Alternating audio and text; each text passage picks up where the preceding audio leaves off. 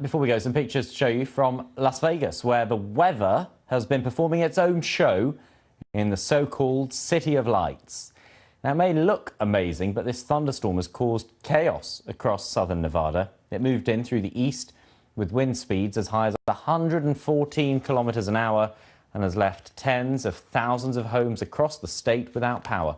The National Weather Service has also warned of flash floods and dust storms.